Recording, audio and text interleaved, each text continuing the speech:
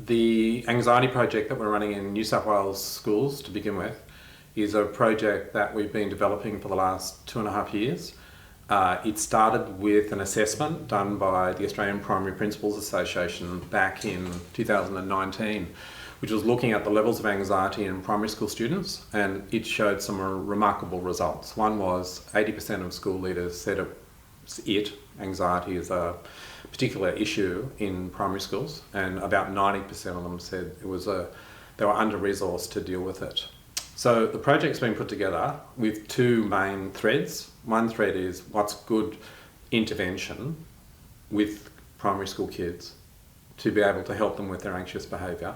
And the other thread is we've developed it with a theory of change in mind. In other words, how do we help the intervention work properly over time?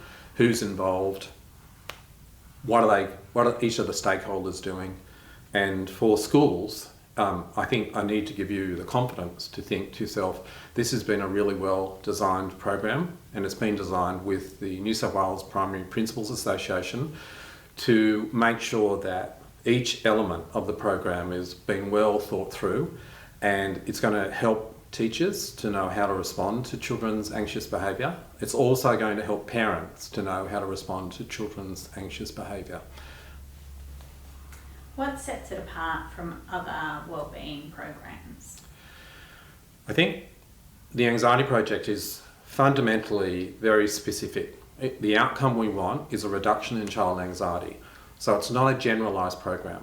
I think what happens sometimes is that mental health concerns get put under the wellbeing banner, which is fine, but with this is a particularly evidence-driven program based on cognitive behavioural therapy interventions, which have been shown to be the most remarkable, the most well-researched theory to drive an intervention, cognitive behavioural therapy that is.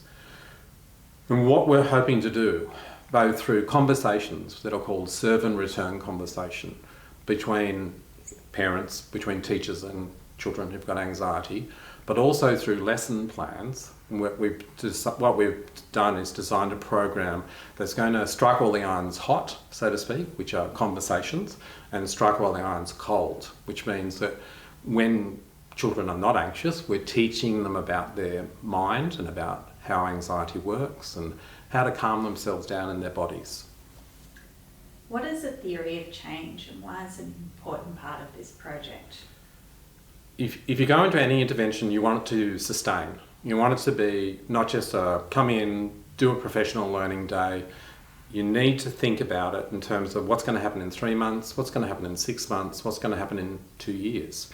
So the idea of having a theory of change undergirding or as a foundation for any intervention is that if you know how to keep teachers motivated, how to keep mum and dad motivated, and how to keep a school culture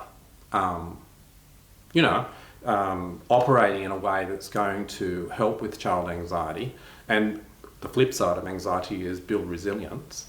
If we can help schools to think through some of the issues about how to do that, how to construct resilience. You might think, well, can you construct resilience? Well, you can.